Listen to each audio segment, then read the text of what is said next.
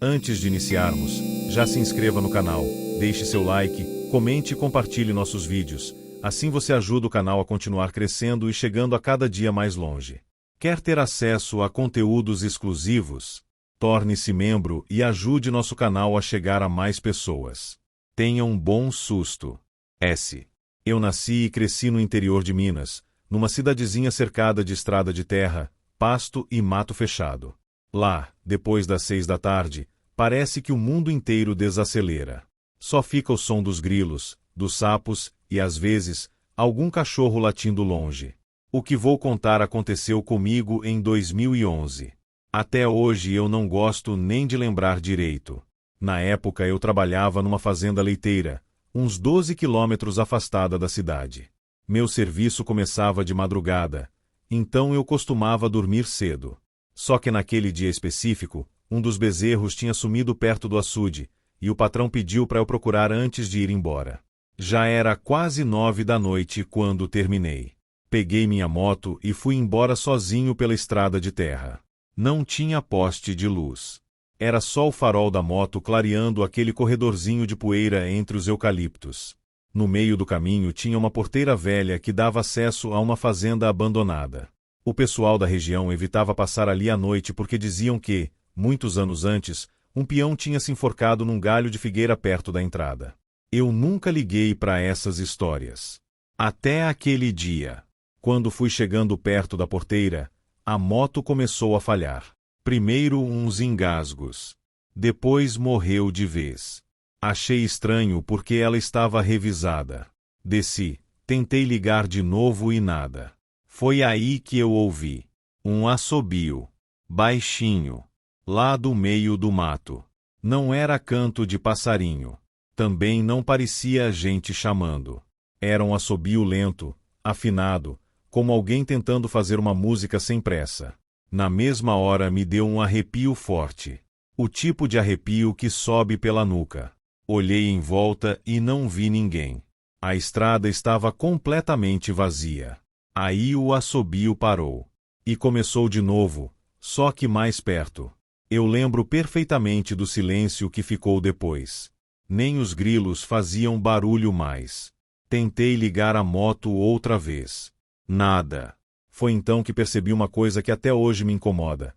O farol da moto estava aceso, mas a luz parecia mais fraca perto da porteira, como se tivesse alguma fumaça no ar. Só naquele pedaço. E no meio daquela claridade ruim, eu vi alguém parado do outro lado da cerca. Era um homem. Magro. Muito alto. Usava chapéu. Só que tinha uma coisa errada nele. A cabeça parecia torta demais pro lado, quase encostando no ombro. Eu congelei. Não consegui nem respirar direito.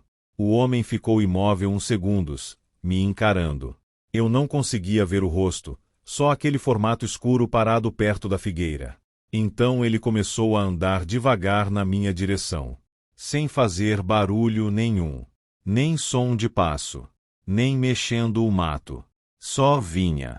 Eu subi na moto desesperado e comecei a rezar enquanto tentava ligar. Na terceira tentativa ela pegou de uma vez, como se nunca tivesse dado problema. Saí cantando pneu na terra.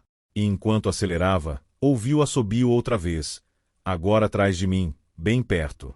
Não tive coragem de olhar. Quando cheguei em casa, minha mãe falou na hora.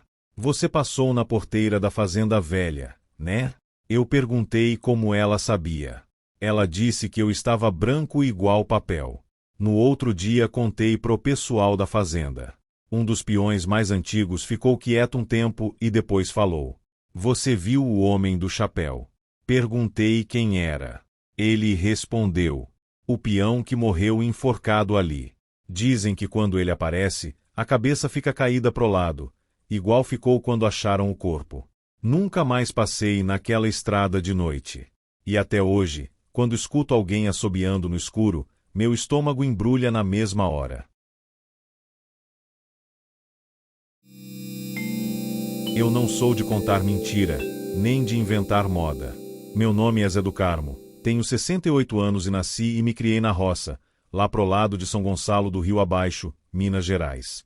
O que eu vou contar aconteceu em 1998, e até hoje, quando passo naquela estrada, meu corpo arrepia inteiro. Era fim de junho, frio danado. Eu tinha ido ajudar o compadre Toninho a castrar uns leitão na fazenda dele, lá pra cima da vargem. A gente terminou o serviço tarde, já passava das 9 da noite. Não tinha lua, o céu tava limpo mas escuro que só. Eu peguei o meu burro, o Pretinho, acendi o lampião e fui descendo a estrada de terra. A estrada da vargem é estreita, cheia de barro e mato dos dois lados. Todo mundo conhece. Passa perto do córrego e tem um trecho que o povo chama de Cruzeiro Velho, porque antigamente tinha uma cruz de madeira lá, fincada por causa de um homem que mataram ali nos anos 50. A cruz já caiu faz tempo, mas o nome ficou. Eu ia conversando com o Pretinho, como sempre faço para espantar o sono, quando o burro parou de repente.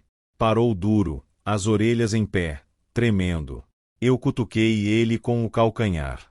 E eita, Pretinho, vambora, rapaz. Ele não andou. Ficou ali, bufando baixo. Foi aí que eu escutei. Primeiro pensei que era um chorinho de criança.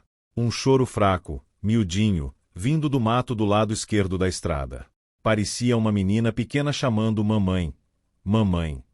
O som era tão claro que eu até olhei para os lados, achando que alguma família tinha perdido uma criança. Desci do burro, levantei o lampião e gritei. Ô de casa! Tem alguém aí? Tá precisando de ajuda? O choro parou. Ficou um silêncio tão grande que dava para escutar meu coração batendo. Aí veio uma resposta, baixinho, quase no meu ouvido. Seu Zé, me leva para casa. Eu conheço quase todo mundo naquela região. Mas aquela voz parecia familiar, mas não conseguia identificar. Dei mais uns passos pro mato, o lampião tremendo na minha mão. O frio estava maior do que o normal, um frio que entrava no osso. Foi quando eu vi ela. Sentada num toco de árvore, uns 10 metros dentro do mato, tinha uma menina de uns 7, 8 anos. Vestido branco, cabelo preto liso até a cintura, descalça. Ela olhava para mim com aqueles olhos grandes, muito pretos. Eu nunca tinha visto aquela criança na vida, e olha que eu conhecia todas as famílias dali. Menina, quem é você? Cadê sua mãe? Ela levantou e veio caminhando na minha direção. Não fazia barulho nenhum pisando nas folhas secas. Nenhum. O Pretinho começou a recuar, relinchando baixo, nervoso. A menina parou a uns 3 metros de mim e sorriu. Um sorriso triste, de quem já chorou muito. Seu Zé, o senhor me conhece. Eu sou a Mariquinha. Quando ela falou o nome, meu sangue gelou. Mariquinha era a filha mais velha do seu Chico Mineiro, que morava ali perto. Mas a Mariquinha tinha morrido afogada no córrego mesmo, em 1987, com 7 anos. Eu ajudei a procurar o corpo. Eu dei um passo para trás. A menina continuou. Tá frio lá embaixo, seu Zé. Me leva para casa da mamãe. Por favor. Eu não consegui falar nada. Só fiquei olhando. Ela estendeu a mãozinha branca para mim. Foi aí que eu vi. Os pés dela não tocavam o chão direito. Pareciam flutuar um dedo acima das folhas. Eu fiz o que minha avó me ensinou quando eu era pequeno. Tirei o chapéu, segurei o lampião bem alto e disse, com a voz tremendo: em nome de Deus, se você não é deste mundo, vai com ele e me deixe em paz. Eu não posso te ajudar. A menina parou de sorrir. O rostinho dela mudou. Ficou com uma expressão de uma tristeza tão grande que eu quase chorei. Depois ela só disse baixinho: então fica com Deus também, seu Zé. E sumiu. Não foi indo embora. Sumiu, como se alguém tivesse apagado ela com um sopro. O lampião quase apagou junto. O Pretinho saiu correndo sozinho. Eu corri atrás, tropeçando, o coração saindo pela boca. Só parei quando cheguei na porteira da minha casa, quase 1 quilômetro adiante. No outro dia, contei pro compadre Toninho. Ele ficou branco. Disse que na semana anterior, o Zé Paulino também tinha visto uma criança de branco na mesma curva, mas não parou. Até hoje, quando preciso passar por ali de noite, eu faço o sinal da cruz 3 vezes, acendo um cigarro de palha pro meu anjo da guarda e falo: Mariquinha, vai com Deus, minha filha. Eu não posso te levar. E até agora, graças a Deus, ela nunca mais me chamou. Mas eu sei que ela ainda tá por lá, esperando alguém que não tenha coragem de dizer não. O povo da cidade acha que quem mora no mato inventa história para espantar o tédio. Eu até entendo. Quando a única luz que você tem à noite é a da lua e o único som é o do vento no eucalipto, a cabeça da gente prega peças. Eu sempre fui um homem prático. Meu nome é Benedito, tenho 68 anos e nasci com a enxada na mão. Nunca fui de dar trela para causa de assombração, saci ou mula sem cabeça. Até o inverno de 2004. Aconteceu no sítio que eu arrendava em São Luís do Paraitinga, no fundo de um vale que o sol mal alcançava de manhã. Era meados de julho, mês de frio de rachar mamona. Eu tinha passado a tarde toda consertando uma cerca de arame farpado lá nos fundos da propriedade, na divisa com uma mata fechada que o povo chamava de Mata do João Torto. Diziam que um antigo tropeiro tinha morrido por ali há mais de 100 anos, mas eu nunca liguei para isso. Terra é terra. O sol já estava se escondendo atrás do morro. Você sabe como é o cair da noite no interior. Num minuto você enxerga tudo, no outro, a escuridão te engole. Eu estava recolhendo o alicate e as estacas quando reparei que o meu cachorro, o Trovão, um fila brasileiro cruzado, bicho que não tinha medo nem de onça, estava com o rabo no meio das pernas. Ele não latia. Ele choramingava baixo, um som esganiçado, com os pelos das costas todos arrepiados, olhando fixo para a escuridão da mata. O que foi, Trovão? É porco do mato. Eu perguntei, segurando o facão. Foi quando o silêncio caiu. Sabe aquele barulho constante de cigarra, de sapo, de grilo que tem no mato? Parou tudo de uma vez. Como se alguém tivesse desligado a natureza na tomada. Senti um arrepio subir pela sola da bota e parar na nuca. O ar ficou pesado, e um cheiro muito forte subiu da terra. Não era cheiro de bicho morto. Era cheiro de terra revirada, de flor de velório, aquele cheiro adocicado de coroa de crisântemo que embrulha o estômago da gente. O Trovão não aguentou. O cachorro que enfrentava cobra e boi bravo deu um ganido de desespero, virou as costas e sumiu no mato em direção à casa, me deixando sozinho. Fiquei estático. Peguei minha lanterna de pilha, daquelas amarelas pesadas, e acendi, apontando para a cerca. O facho de luz cortou a escuridão e iluminou os troncos das árvores. Nada. Foi então que eu ouvi. Era o barulho de passos secos pisando nas folhas caídas. Crac, crac, crac. Mas não era o passo de um animal de 4 patas. Eram 2 pernas. Andando devagar. E vinha na minha direção. De repente, a caminhada parou. E, de dentro do breu da mata, uma voz me chamou. Dito, vem me ajudar, Dito. Meu sangue virou gelo. Era a voz da Dona Maria, minha esposa. Só que ela tinha falecido de pneumonia fazia 3 anos. A voz não vinha da estrada, vinha de dentro do mato fechado, a uns 10 metros de mim. Era a voz exata dela, com o mesmo sotaque puxado, mas tinha algo de errado. Parecia oca. Como se estivesse saindo de dentro de um cano enferrujado, sem ar, sem fôlego. Tá frio aqui, Dito, vem. Eu sabia que não era ela. Um instinto de sobrevivência primitivo gritou na minha cabeça para eu não responder. Dizem os antigos que, se você responde para o que mora no mato, você convida aquilo a ir com você. Apontei a lanterna na direção da voz, tremendo tanto que o facho de luz dançava nas árvores. Atrás de um tronco grosso de jequitibá, eu vi. Não era uma pessoa. Era uma sombra, muito mais alta que um homem comum, fina como um bambu seco. A luz da lanterna não iluminava o rosto, mas a coisa se inclinou para fora do tronco, devagar, como se o pescoço fosse quebrado. Ela tinha 2 olhos brilhantes, mas não refletiam a luz como os de um animal, que brilham amarelo ou verde. Eram como 2 brasas vermelhas, opacas, cravadas lá no alto daquela silhueta comprida. Ela levantou um braço desproporcionalmente longo e apontou um dedo fino na minha direção. Eu não rezei. Não pensei em nada. Eu apenas virei as costas e corri. Corri como nunca corri na vida, tropeçando nos cupinzeiros, rasgando os braços no capim colonião, com o coração batendo no ouvido e a respiração queimando o peito. Enquanto eu corria, a voz nas minhas costas mudou. Não era mais a da minha esposa. Virou uma risada. Uma gargalhada grossa, arrastada, que parecia fazer o chão vibrar. Cheguei na sede do sítio e bati a porta com tudo, trancando na tramela. O trovão estava escondido debaixo do fogão a lenha, tremendo, se recusando a sair. Eu peguei a minha espingarda calibre .32, sentei numa cadeira de palha virado para a porta e passei a noite em claro, suando frio e escutando o vento bater na janela. No dia seguinte, acordei com uma febre que me deixou de cama por 3 dias. A fraqueza era tanta que eu não conseguia segurar uma xícara de café. Vendi a minha parte daquele arrendamento 2 meses depois e mudei para uma casa na vila. Hoje em dia, eu durmo com a janela fechada, faça o calor que fizer. Quem é da cidade e vem para o interior achando que a noite no mato é pacata, não entende o peso do silêncio. A natureza abriga muita coisa. E algumas delas acordam quando o sol vai embora, só esperando você chegar perto demais da cerca.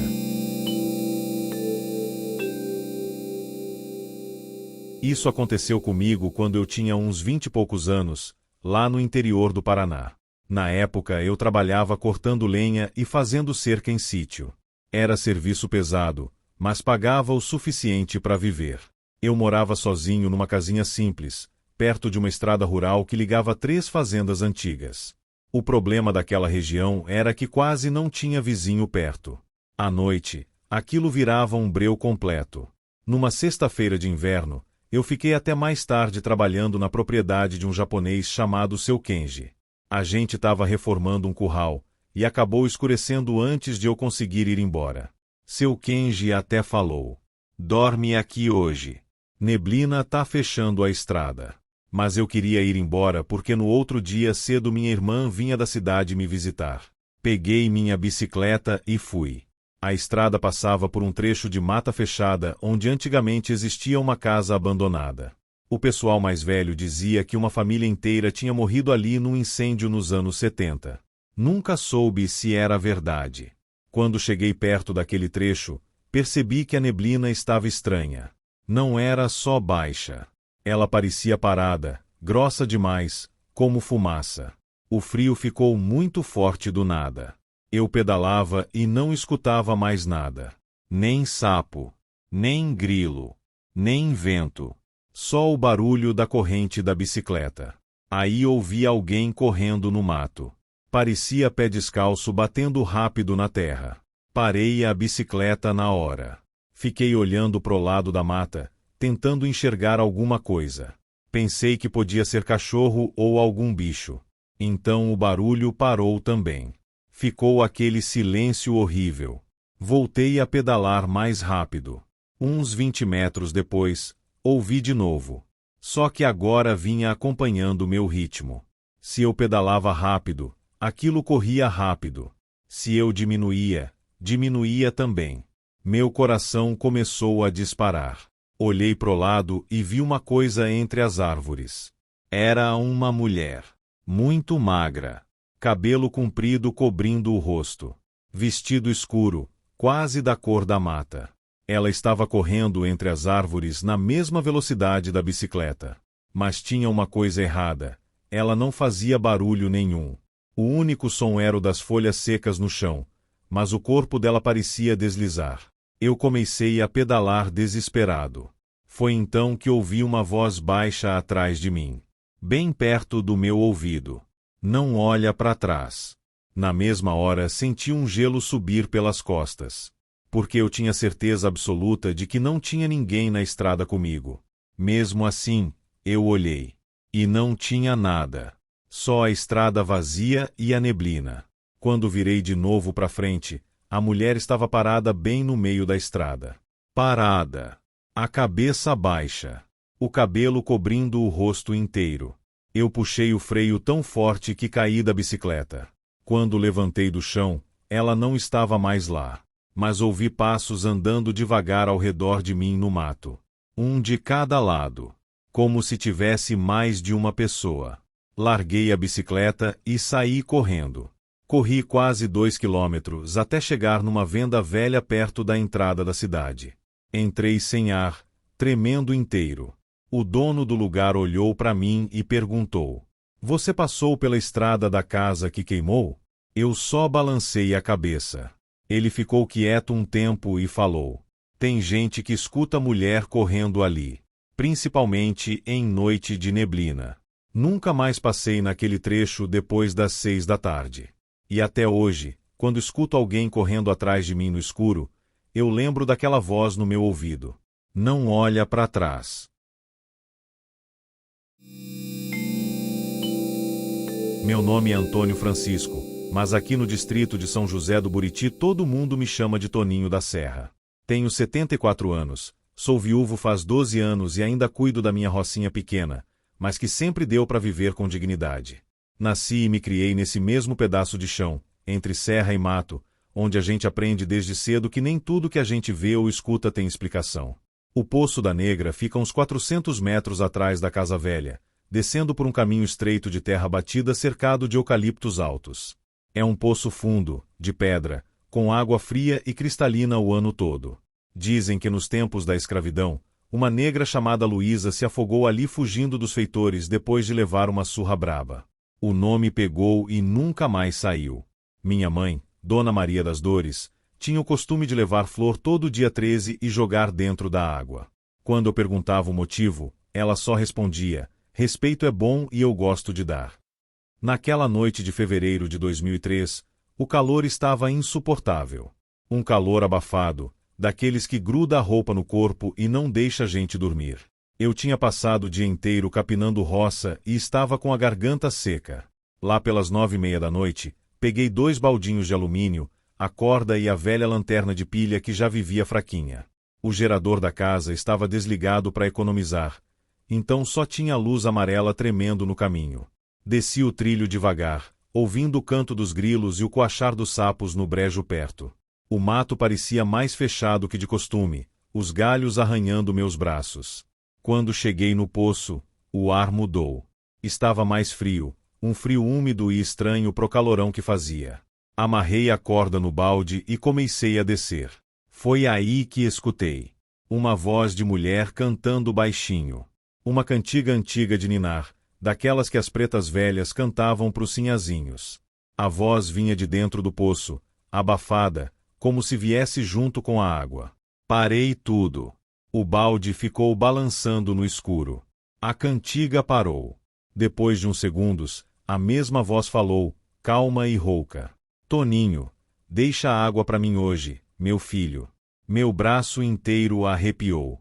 Eu conheço a voz de quase todas as mulheres dessa região, comadre, vizinha, parenta, mas aquela eu nunca tinha escutado na vida. Era uma voz cansada, de quem sofreu muito. "Quem tá aí?" perguntei, levantando a lanterna com a mão tremendo.